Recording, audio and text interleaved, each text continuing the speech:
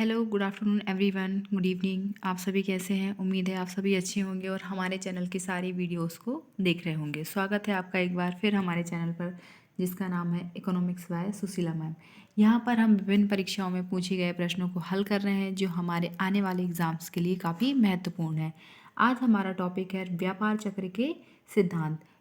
इस टॉपिक से विभिन्न परीक्षाओं में प्रश्न पूछे जा चुके हैं। एमपी असिस्टेंट प्रोफेसर जो 2017 में हुई थी, यूजीसी नेट में हर साल कोई ना कोई प्रश्न पूछे ही जाते हैं। चलिए हमारी आज की क्लास को स्टार्ट करते हैं।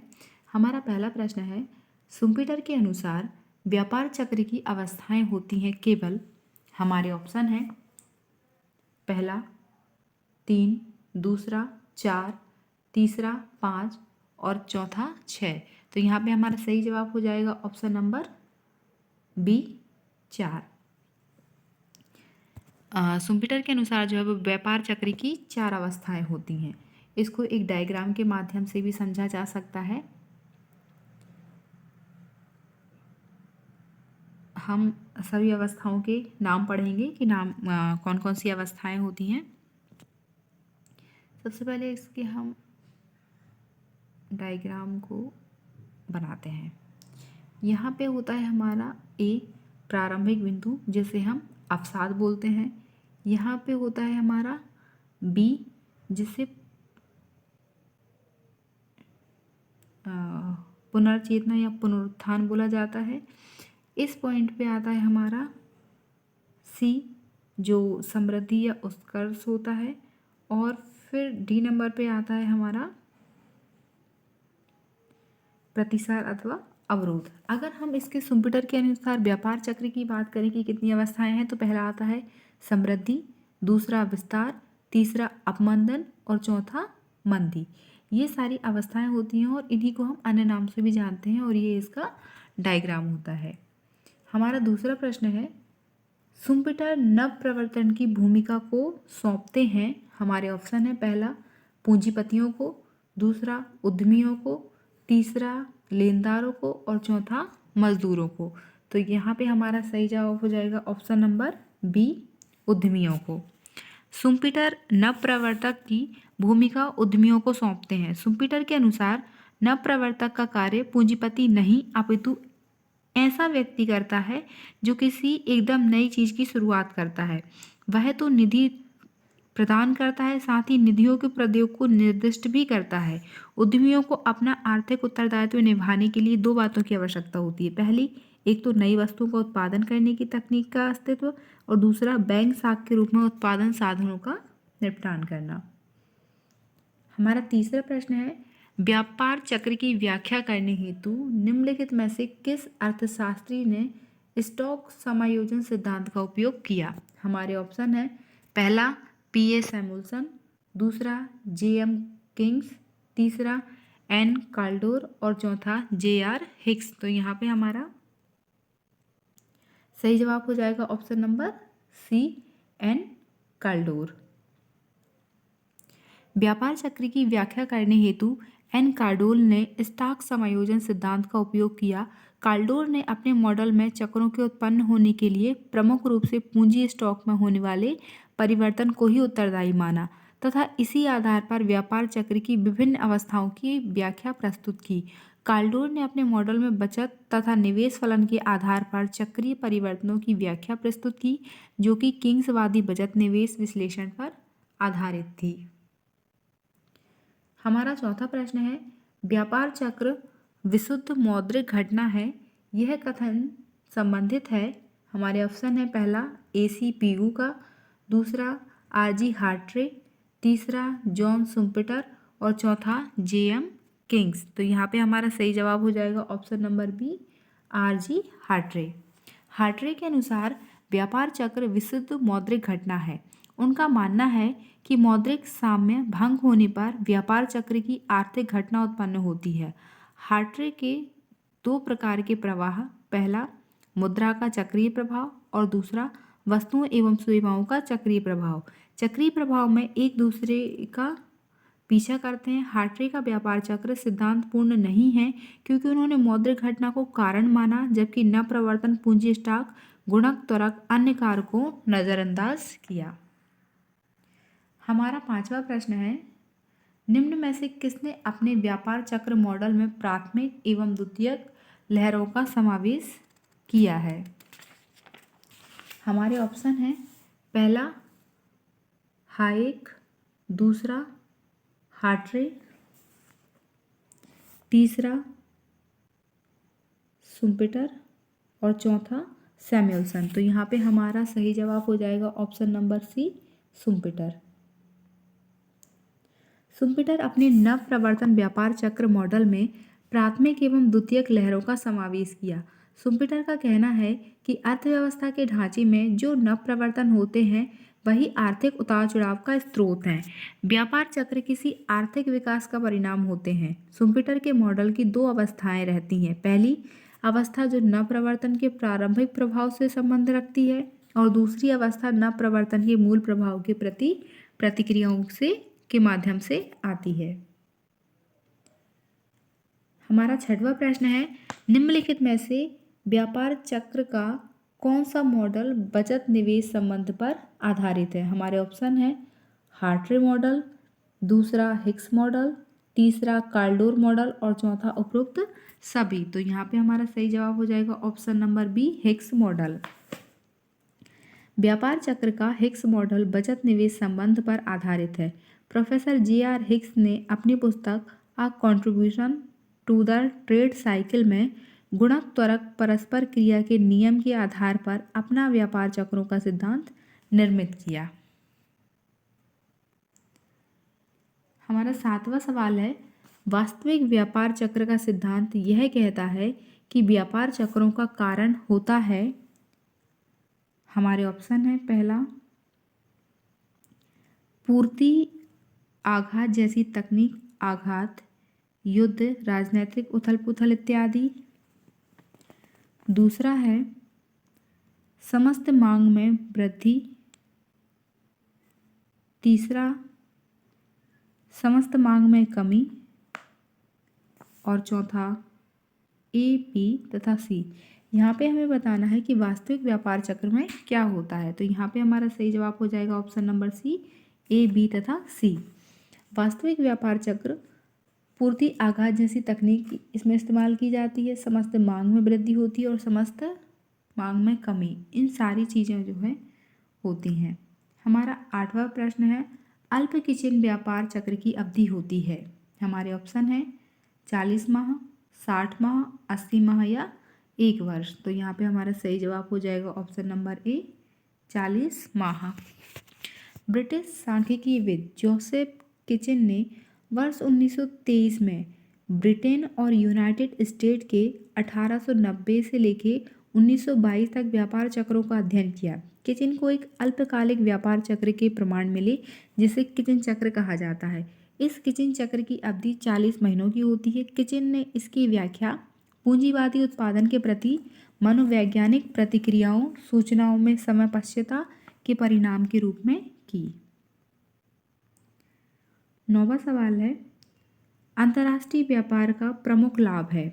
हमारे ऑप्शन है, पहला विशिष्टीकरण, दूसरा उच्च जीवन स्तर, तीसरा आर्थिक विकास की गति और चौथा उपरोक्त सभी। तो यहाँ पे हमारा सही आंसर हो जाएगा ऑप्शन नंबर डी, उपरोक्त सभी। श्रम का विभाजन, बाजार के क्षेत्र में विस्तार, विशिष्टीकरण के लाभ, उत्पाद विभिन्नता के लाभ, आर्थिक मितव्ययिता के लाभ, उच्च जीवन स्तर और आर्थिक विकास की तीव्र प्रगति, ये सभी जो है वो हमारे अंतर्राष्ट्रीय व्यापार के लाभ होते हैं। हमारा 10वां प्रश्न है, एक अर्थव्यवस्था में चक्रीय उष्णावचनों को नियंत्रित करने में निम्न में से कौन सा ज़्यादा प्रभावशाली है। हमारे ऑप्शन है, पहला मौद्रिक आय उपाय, दूसरा राजकोषीय उपाय, तीसरा प्रत्यक्ष नियंत्रण और चौथा उपरोक्त सभी को एक साथ लागू करना। तो यहाँ पे हमारा सही जवाब हो जाएगा ऑप्शन नंबर डी, उपरोक्त सभी को एक साथ लागू करना। सरकार व केंद्रीय बैंक के परस्पर सामंजस्य से मौद्रिक उपाय, राजकोषीय उपाय, प्रत्यक्ष नियंत्रण सभी को एक साथ लागू करना अर्थव्यवस्था में चक्रीय उष्णावचनों को नियंत्रित करने में ज़्यादा प्रभावशाली होता है। 11वां सवाल है, निम्नलिखित में व्यापार चक्र की किस अवस्था में पूर्ण रोजगार प्राप्त किया जाता है। हमारे ऑप्शन है, पहला पुनरुत्थान, दूसरा तेजी, तीसरा समृद्धि और चौथा मंदी। तो हम इसको एक ग्राफ के माध्यम से समझने का प्रयास करते हैं कि किस तरीके से व्यापार चक्र में जो है वो पूर्ण रोजगार को प्राप्त किया जा सकता है।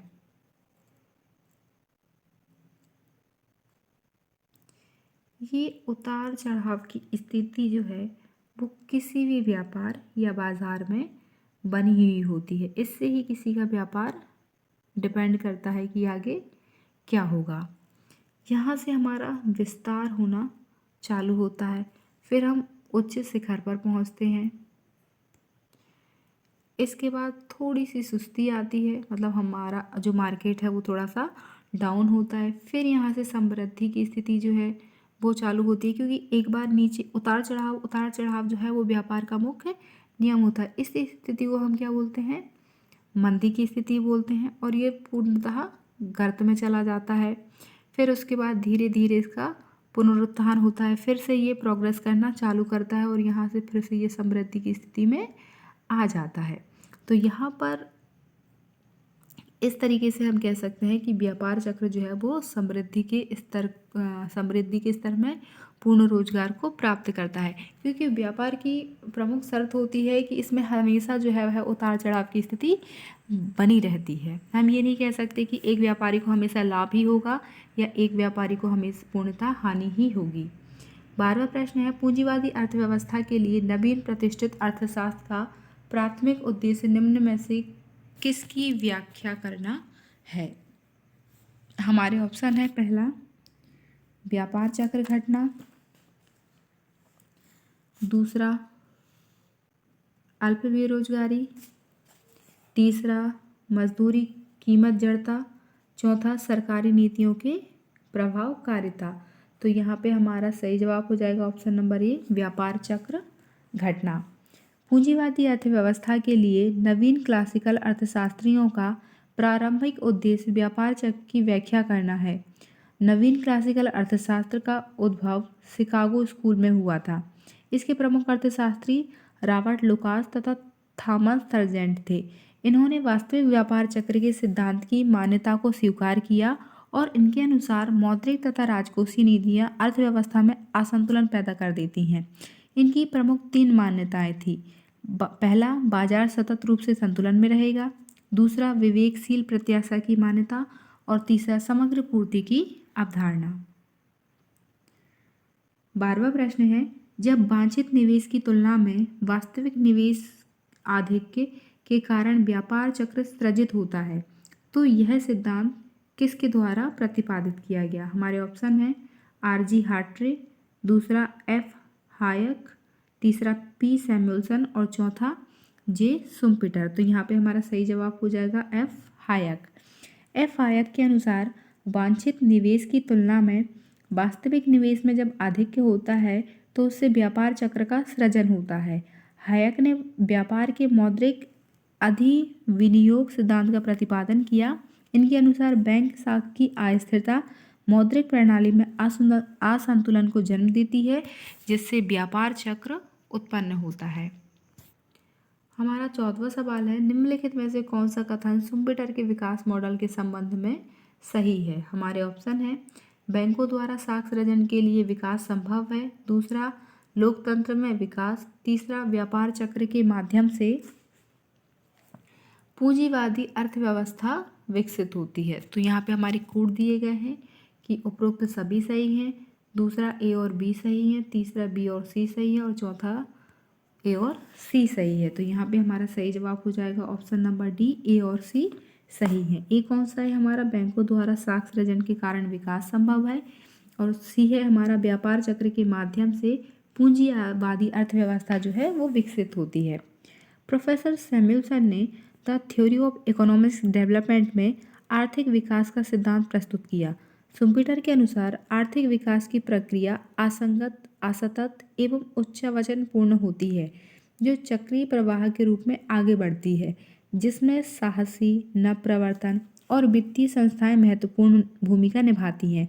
शुम्पीटर साख को महत्वपूर्ण मानते हुए कहते हैं कि यह विकास के लिए आवश्यक है और चक्रीय प्रवाह तोड़ने के लिए साहसी को साख की आवश्यकता पड़ती है। 15वां सवाल है, जी.आर. हिक्स के व्यापार चक्र सिद्धांत में निम्नलिखित में से किसके द्वारा दीर्घकालिक साम्यवृद्धि निर्धारित होती है? हमारे ऑप्शन हैं, पहला प्रौद्योगिकी, दूसरा जनसंख्या, तीसरा स्वायत्त निवेश और चौथा ए और बी दोनों। तो हमारा सही जवाब हो जाएगा ऑप्शन नंबर सी, स्वायत्त निवेश। Professor JR. हिक्स ने 1950 में प्रकाशित पुस्तक a contribution to the theory of trade cycle में यह प्रतिपादित किया कि व्यापार चक्र गुणक तथा त्वरक की परस्पर क्रिया का परिणाम है। हिक्स का व्यापार चक्र कीन्सियन गुणक विश्लेषण, क्लार्क के त्वरक विश्लेषण तथा हैरोल्ड के आर्थिक समृद्धि विश्लेषण तीनों पर आधारित है। 16वां प्रश्न है, व्यापार चक्रों की व्याख्या करने के लिए निम्नलिखित में से किस अर्थशास्त्री ने स्टॉक समायोजन सिद्धांत का उपयोग किया? ये प्रश्न मेरे ख्याल से रिपीट हो रहा है, हमने इससे पहले भी इस सवाल को किया हुआ है।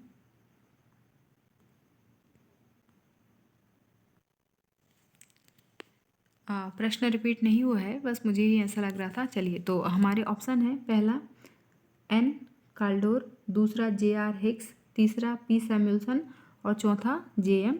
किंग्स। तो यहाँ पे हमारा सही जवाब हो जाएगा option number A, N Kaldor. अर्थव्यवस्था में आर्थिक उतार चढ़ाव को व्यापार चक्र कहते हैं। इसके संबंध में कई अर्थशास्त्रियों ने अपने अलग अलग सिद्धांत दिए। उसी क्रम में प्रोफेसर एन काल्डोर द्वारा स्टॉक समायोजन का सिद्धांत दिया गया। व्यापार चक्र का मुख्य कारण नियोजित बचत एवं निवेश के मध्य अंतर हो। यह व्यापार चक्र तभी उत्पन्न होंगे जब बचत और निवेश आरेखीय होंगे। 17वां प्रश्न है, व्यापार चक्र का कौन सा मॉडल व्यवरुद्ध चक्रों को उत्पन्न करता है? हमारे ऑप्शन है, पहला सैमुअल्सन मॉडल, दूसरा हिक्स मॉडल, तीसरा काल्डोर मॉडल और चौथा उपरोक्त सभी। तो यहाँ पे हमारा सही जवाब हो जाएगा option number C, Hicks model. Hicks का व्यापार चक्र व्यवरुद्ध चक्रों को उत्पन्न करता है। जे.आर. हिक्स ने 1950 में ही जो पुस्तक प्रकाशित हुई थी उनकी थ्योरी ऑफ ट्रेड साइकिल, उसमें बताया कि व्यापार चक्र गुणक तथा त्वरक की अंतःक्रिया का परिणाम है। हिक्स का व्यापार चक्र जो विश्लेषण करता है उसकी प्रमुख मान्यताएं हैं, बचत तथा विनियोग के गुणांकों के मूल्य ऐसे हों कि सन स्थिति से विचलन सन स्थिति से और दूर ही लेता जाए। पूर्ण रोजगार स्तर पर विस्तार ऊपरी सीमा तथा संकुचन निचली सीमा द्वारा निर्धारित हो। 18वां प्रश्न है, त्वरक गुणक पारस्परिक क्रिया पर आधारित व्यापार चक्रों से संबंधित किसका निरोधित व्यापार उत्पन्न करता है? हमारे ऑप्शन है, पहला हिक्स, दूसरा काल्डोर, तीसरा सैमुअल्सन और चौथा बाउमोल। तो यहाँ पे हमारा सही जवाब हो जाएगा ऑप्शन नंबर ए, हिक्स। Professor JR. हिक्स ने हैरोल्ड के आर्थिक समृद्धि विश्लेषण तीनों पर आधारित हिक्स के अनुसार बताया कि जिस प्रकार मांग एवं पूर्ति सिद्धांत मूल्य सिद्धांत के दो पहलू हैं, उसी प्रकार गुणक तथा त्वरक उच्चावचन सिद्धांत के दो पहलू हैं। 19वां प्रश्न है, पूंजीवाद के अंतर्गत विकास प्रक्रिया को सृजनात्मक विध्वंस कहा है? हमारे ऑप्शन है, पहला कार्ल मार्क्स ने, दूसरा ए.एच. हैंसन ने, तीसरा जे.आर. लक्सवर्गन ने और चौथा शुम्पेटर ने। तो यहाँ पे हमारा सही जवाब हो जाएगा ऑप्शन नंबर डी, जी शुम्पेटर ने। पूंजीवाद के अंतर्गत विकास प्रक्रिया को सृजनात्मक विध्वंस जे शुम्पेटर ने कहा। शुम्पेटर के अनुसार पूंजीवाद की सफलता ही उसके पतन के लिए जिम्मेदार है। पूंजीवाद अपने आप को तभी तक बनाए रख सकता है जब तक साहसी की भूमिका प्रमुख होती है। आधुनिक फर्म के लिए वित्तीय आवश्यकता इतनी बढ़ जाती है कि वह दूर दूर से पूंजी को जुटाने के लिए बाध्य हो जाती है। इसलिए शेयर बैंक से उधार, जनता से उधार आदि के माध्यम से पूंजी जुटाती है, जिसके फलस्वरूप शेयर धारक उसके मालिक की भूमिका निभाते हैं, जिससे साहसी की भूमिका द्वितीयक हो जाती है और पूंजीवाद का नाश हो जाता है। 20वां प्रश्न है, हिक्स का व्यापार चक्र सिद्धांत किस पर आधारित है? हमारे ऑप्शन है, पहला बचत और विनियोग की अंतःक्रिया पर, दूसरा गुणक और त्वरक की अंतःक्रिया पर, तीसरा मूल्यों के उच्चावचन पर और चौथा व्यापार में विनियोग पर। तो यहाँ पे हमारा सही जवाब हो जाएगा ऑप्शन नंबर बी, गुणक और त्वरक की अंतःक्रिया पर।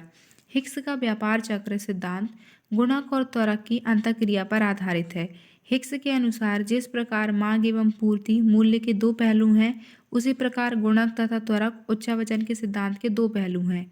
हिक्सियन व्यापार चक्र मॉडल, किंग्सियन गुणक विश्लेषण, जेबी क्लार्क के त्वरक विश्लेषण तथा हैरोल्ड के आर्थिक विश्लेषण तीनों चरों पर आधारित है। जैसे सी टी बराबर एफ ब्रैकेट में आ जाएगा हमारा वाई टी -1।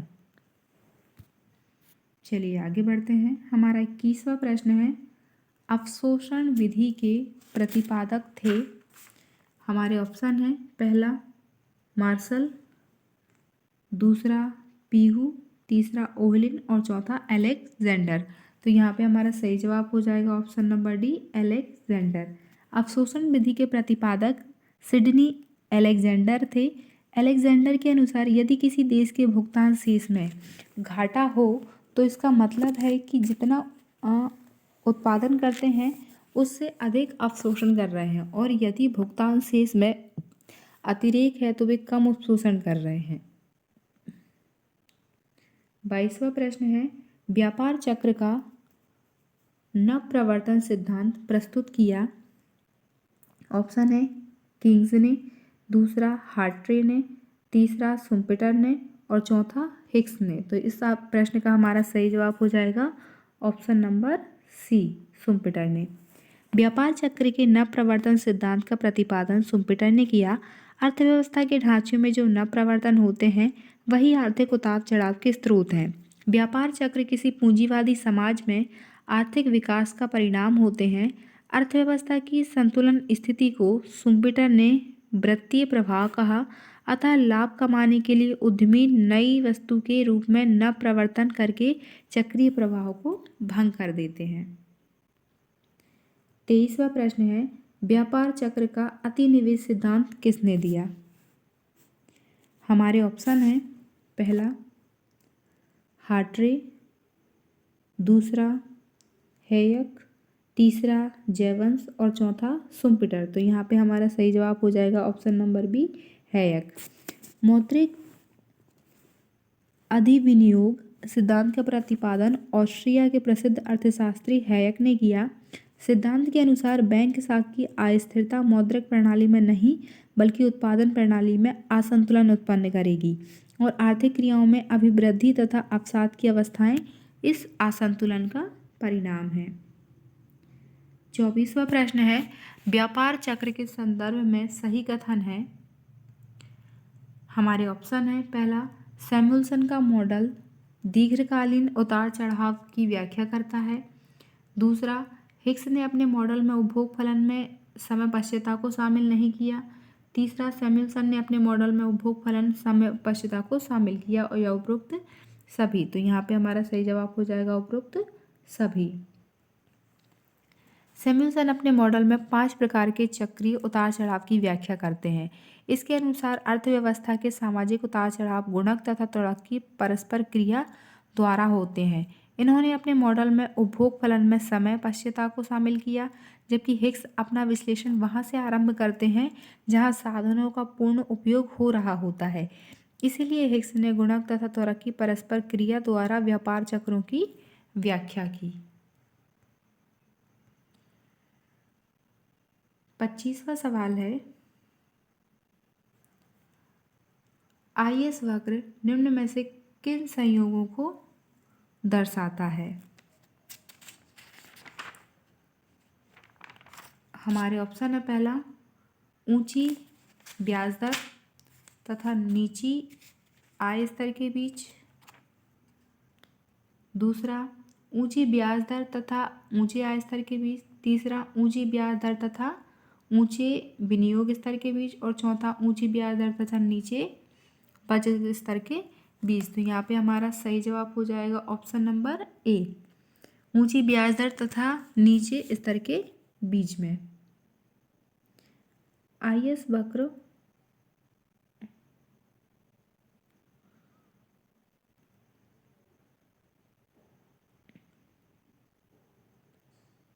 इस डायग्राम को आप लोग भी बनाने का प्रयास करिएगा।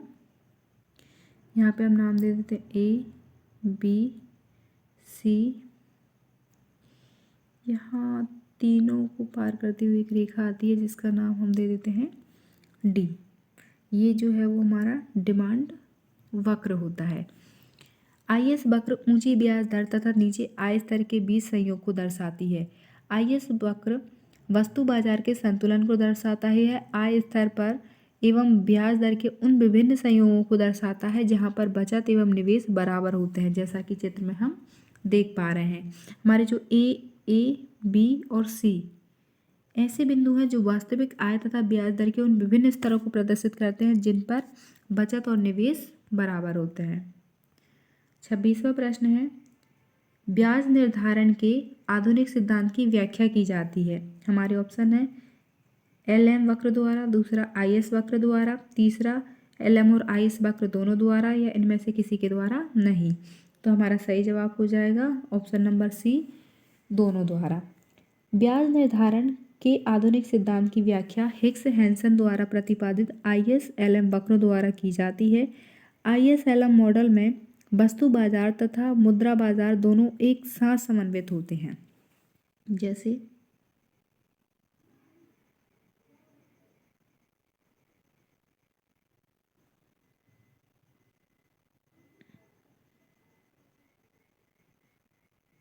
ये हमारा एलएम मॉडल होता है और ये हमारा आईएस मॉडल होता है। आईएस वक्र ब्याज के विभिन्न दरों पर राष्ट्रीय आय का स्तर व्यक्त करता है जिस पर नियोजित बचत विनियोजित विनियोग के बराबर होता है, और एलएम वक्र जो है वो ब्याज के विभिन्न दरों पर संबंधित आय के स्तरों को व्यक्त करेगा जिस पर मुद्रा की मांग और मुद्रा की पूर्ति बराबर होगी।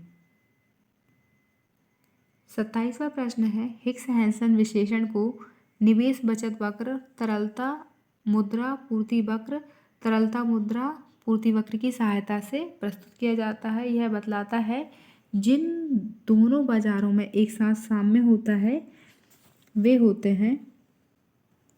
हमारे ऑप्शन है पहला वस्तुतः बाजार और साधन बाजार, दूसरा मुद्रा बाजार और साधन बाजार, तीसरा मुद्रा बाजार और स्टॉक बाजार, चौथा मुद्रा बाजार और वस्तु बाजार। तो यहाँ पे हमारा सही जवाब हो जाएगा ऑप्शन नंबर डी, मुद्रा बाजार और वस्तु बाजार। हिक्स हैंसन विश्लेषण जो निवेश बचत वक्र और तरलता मुद्रा पूर्ति वक्र की सहायता से किया जाता है, यह बतलाता है कि मुद्रा बाजार वस्तु बाजार में एक साथ साम्य होता है। 28वां सवाल है, एलएम अनुसूची मौद्रिक संतुलन की एक अनुसूची है जहां मुद्रा की पूर्ति वस्तुओं के लिए मांग के बराबर होती है, दूसरा मुद्रा की पूर्ति मांग के बराबर होती है, तीसरा मुद्रा की मांग वस्तुओं के लिए मांग के बराबर होती है, और चौथा मुद्रा की लेन देन सतर्कता मुद्रा मांग परिकल्पी होती है। तो यहाँ पे हमारा सही जवाब हो जाएगा ऑप्शन नंबर बी, मुद्रा की पूर्ति मांग के बराबर होती है। 29वां प्रश्न है, एलएम वक्र का ढाल होता है।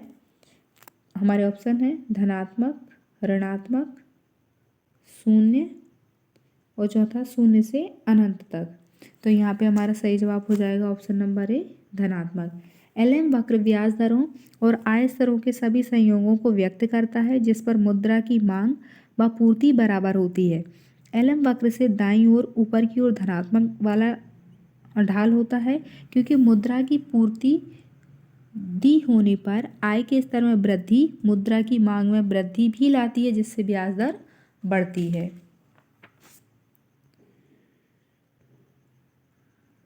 हमारा 30वां प्रश्न है, किसी अर्थव्यवस्था में व्यापार चक्र जिन चरणों से गुजरता है उसका सही अनुक्रम है, हमारे ऑप्शन हैं, पहला मंदी, दूसरा मुद्रास्फीति प्रत्ययविस्फीति, दूसरा है प्रत्ययविस्फीति विस्फीति मुद्रास्फीति मंदी, तीसरा है मंदी प्रत्ययविस्फीति मुद्रास्फीति और विस्फीति, और चौथा मुद्रास्फीति मंदी विस्फीति और प्रत्ययविस्फीति। हम इसका सही आंसर देख लेते हैं। हमारा सही आंसर है ऑप्शन नंबर डी, मुद्रास्फीति मंदी विस्फीति और प्रत्ययविस्फीति। एक विशिष्ट चक्र सामान्यतः 4 अवस्थाओं में विभक्त होता है, विस्तार अथवा समृद्धि, सुस्ती, संकुचन अथवा मंदी, पुनरुत्थान तथा पुनरुत्थान। अतः हमारा ऑप्शन नंबर डी जो है वो सही हो जाएगा।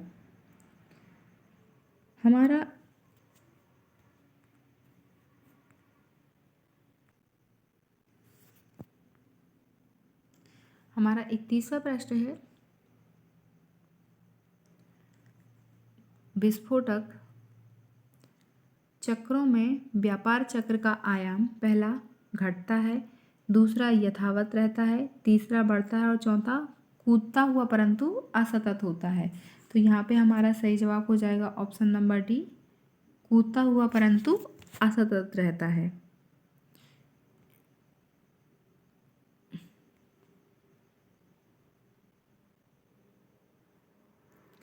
ये इस तरीके से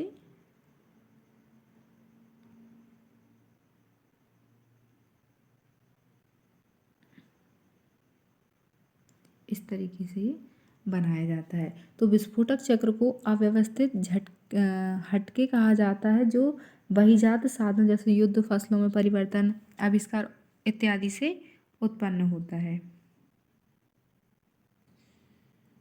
हमारा 32वां प्रश्न है, राजकोषीय नीति सर्वाधिक प्रभावशाली होती है जब पहला आईएस अनुसूची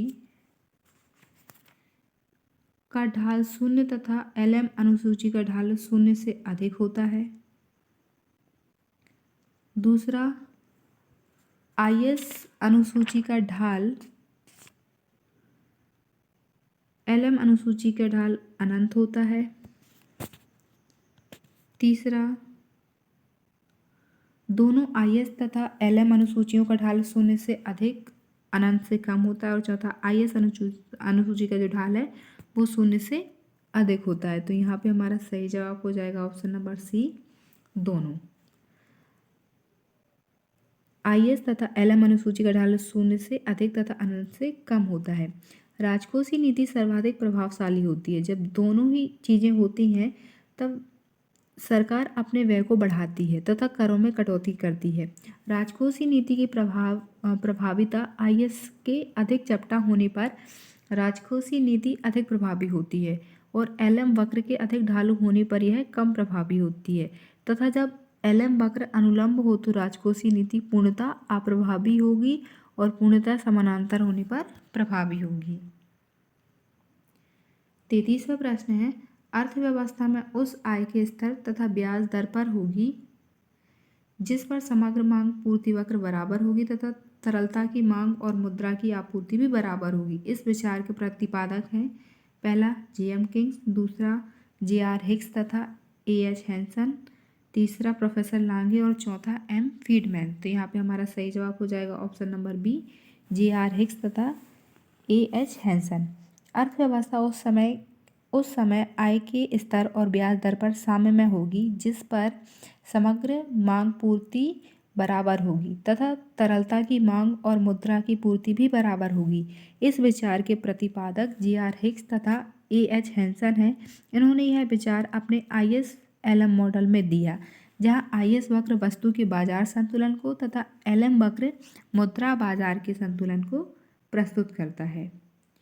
हमारा 34वां प्रश्न है, निम्न में से किस स्थिति में मुद्रा की पूर्ति में वृद्धि साम्य आय पर कोई प्रभाव नहीं डालती? हमारे ऑप्शन है, पहला एलएम का तेज ढाल और आईएस सापेक्ष रूप से चपटा है, दूसरा, LM वक्र लंबवत है तथा IS का ढाल तीव्र है। तीसरा, LM का ढाल तीव्र तथा IS लंबवत है। चौथा, LM सापेक्ष रूप से IS की तरह चपटा है। तो यहाँ पे हमारा सही जवाब हो जाएगा ऑप्शन नंबर सी। जब LM तीव्र तथा IS का ढाल लंबवत होता है तो उस स्थिति में मुद्रा की पूर्ति में वृद्धि साम्य आय पर कोई प्रभाव नहीं होता है। हमारा 35वां प्रश्न है, उपभोग फलन दीर्घ तथा अल्पकाल दोनों में होते हैं।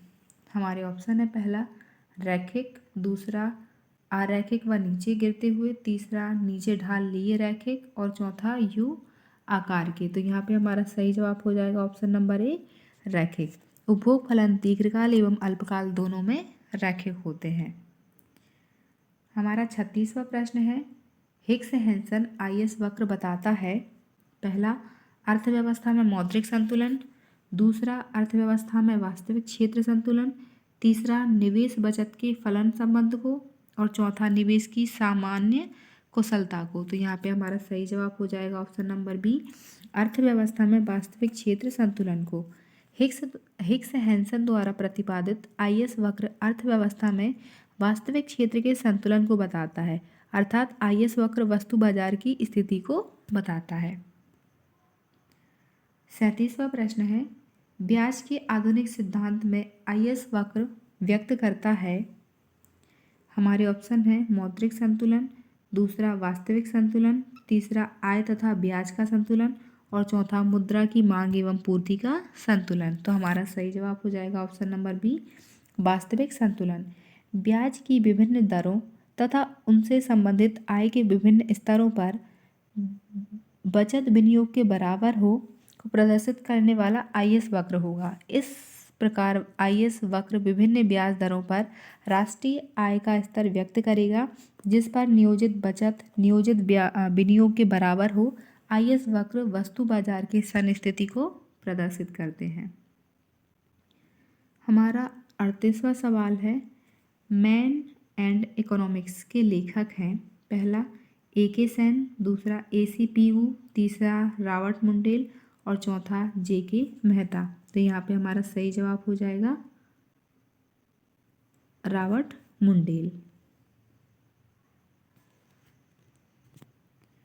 39वां प्रश्न है, निम्न में से सही प्रारूप चुनिए जो विदेशी व्यापार में आंतरिक तथा बाह्य संतुलन को एक साथ प्राप्त करते हैं। तो हमारा पहला है फ्लेमिंग मुंडेल प्रारूप, दूसरा लिप्से प्रारूप, तीसरा वानिक प्रारूप और चौथा प्राविस प्रारूप। तो यहाँ पे हमारा सही जवाब हो जाएगा option number A, Fleming Mundell प्रारूप। आंतरिक एवं बाह्य संतुलन को एक साथ फ्लेमिंग मुंडेल प्रारूप करता है। यह मॉडल किंग्स के ISLM मॉडल का विस्तारित रूप है। यह मॉडल पूर्ण पूंजी गतिशीलता तथा निरपेक्ष लोचदार विनिमय दर वाली खुली अर्थव्यवस्था में नई मौद्रिक एवं राजकोषीय नीति के कार्य का विश्लेषण प्रस्तुत करता है।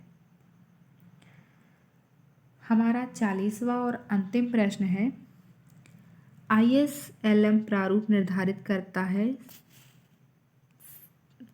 हमारे ऑप्शन है, पहला आय तथा ब्याज की दर में, दूसरा आय तथा उपभोग में, तीसरा आय तथा बचत में, चौथा स्फीति तथा बेरोजगारी में। तो यहाँ पे हमारा सही जवाब हो जाएगा ऑप्शन नंबर ए, आय तथा ब्याज की दर में।